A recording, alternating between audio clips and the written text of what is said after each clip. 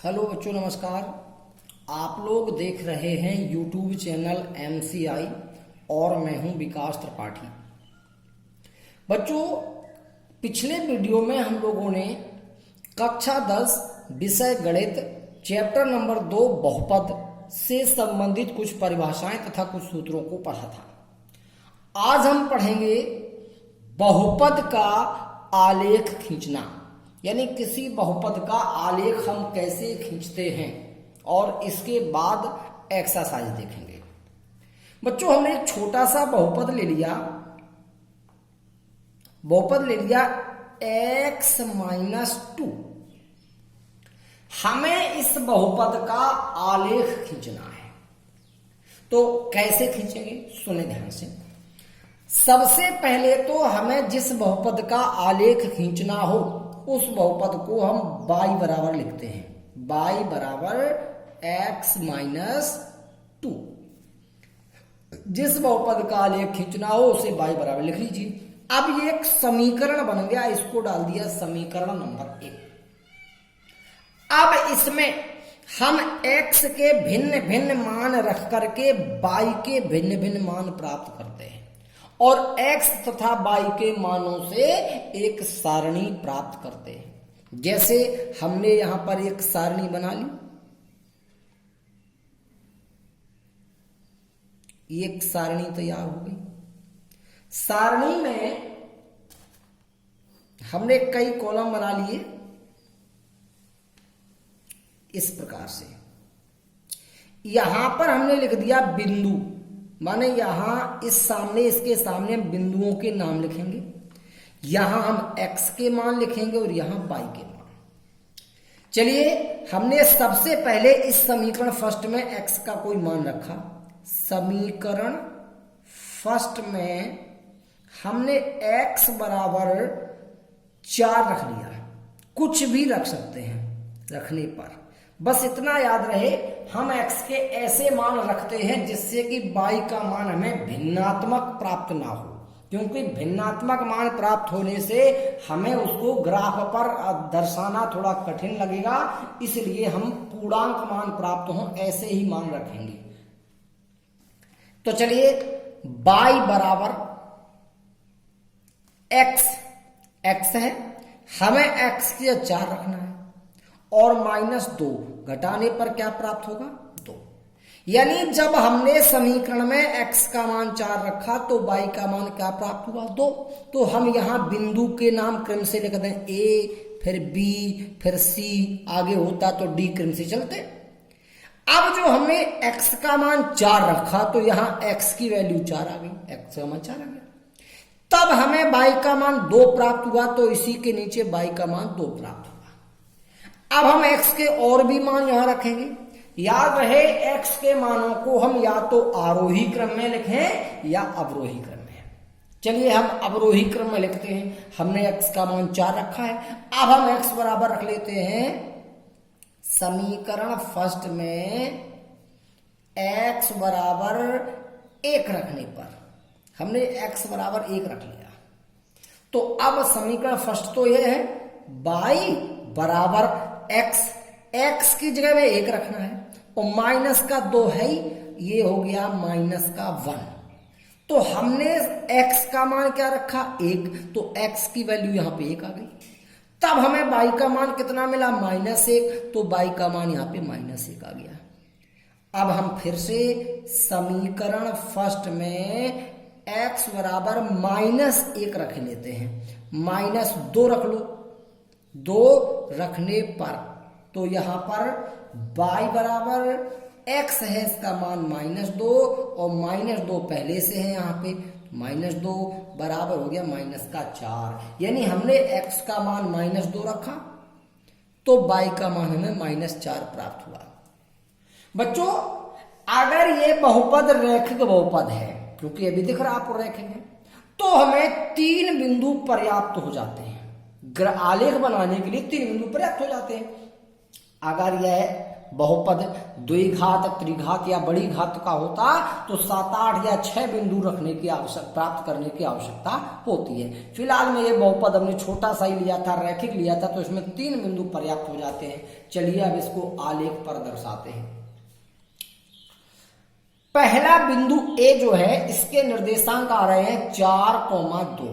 x का मान 4 है, y का मान 2 है, निर्देशांक होते हैं x, y, तो 4,2 होगा। इसको दर्शाएं, x पर 4 और y पर 2, तो x पर 4 देखो ये लिखा है और y पर 2, तो इससे लंबवत y की तरफ जाओ 2, तो ऊपर की तरफ जाएंगे 2, ये पहुंचेंगे। ये बिंदु ए हो गया 4,2।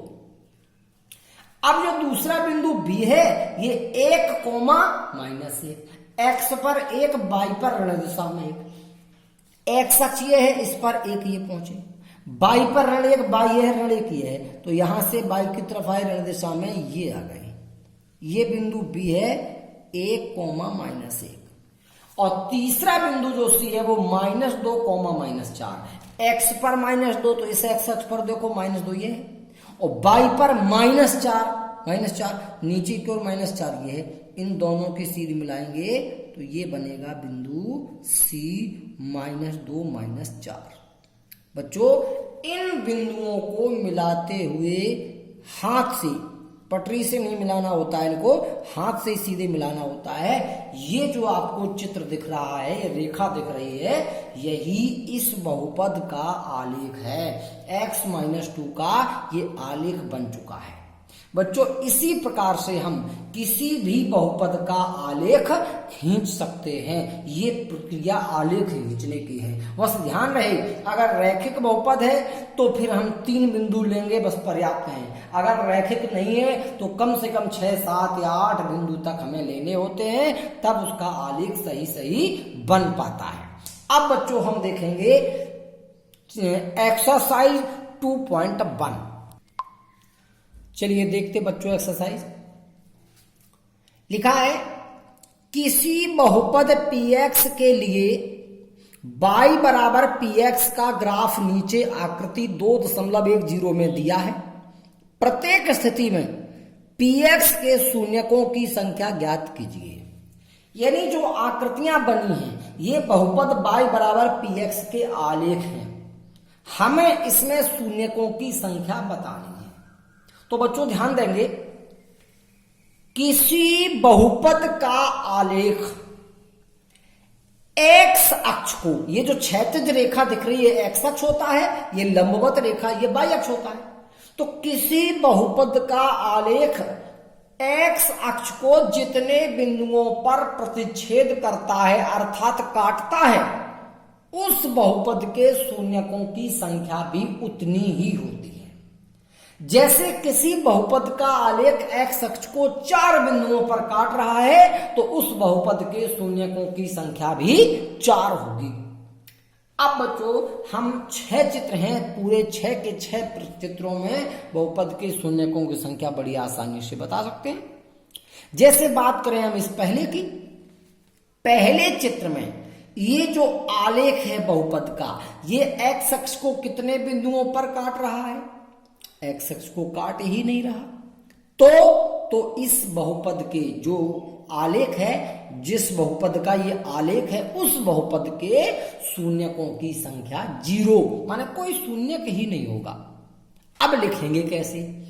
लिखने के लिए ध्यान दें, ये जो आलेख है y बराबर px का है, तो लिखेंगे चित्र फर्स्ट में बहुपद y बराबर px का आलेख x अक्ष को प्रतिच्छेद नहीं कर रहा है, अतः बहुपद y बराबर px के शून्यकों की संख्या 0, या कह दो बहुपद px के शून्यकों की संख्या बराबर 0। इसी प्रकार हम दूसरे चित्र को देखें। दूसरे चित्र में जो आलेख ये बना हुआ है, जिसके ऊपर हम पेन दिखा रहे हैं आपको चला के, ये आलेख x अक्ष को कितने बिंदुओं पर काट रहा है? केवल 1 बिंदु पर। तो फिर इसके शून्यकों की संख्या कितनी होगी? 1 होगी। लिखेंगे कैसे? बहुपद y बराबर px का आलेख एक्स अक्ष को केवल एक बिंदु पर प्रतिच्छेद कर रहा है, अतः बहुपद px के शून्यकों की संख्या 1 होगी। इसी प्रकार हम तीसरे चित्र को देखेंगे। तीसरे चित्र में ये जो आलेख है ये एक्स अक्ष को कितने जगह काट रहा है? 1, 2, 3 जगह। तो इस बहुपद के शून्यकों की संख्या 3 होगी। अब लिखना कैसे? y बराबर px का आलेख, y बराबर px का आलेख x अक्ष को 3 बिंदुओं पर प्रतिच्छेद कर रहा है, अतः बहुपद px के शून्यकों की संख्या बराबर 3 होगी। बच्चों इसी प्रकार से हम शेष 3 प्रश्नों के उत्तर भी लिख सकते हैं। ये काम हम लोग घर पे करेंगे, एक्सरसाइज को हम पीडीएफ के माध्यम से आपको भेज देंगे। अब देखेंगे एक्सरसाइज 2.2।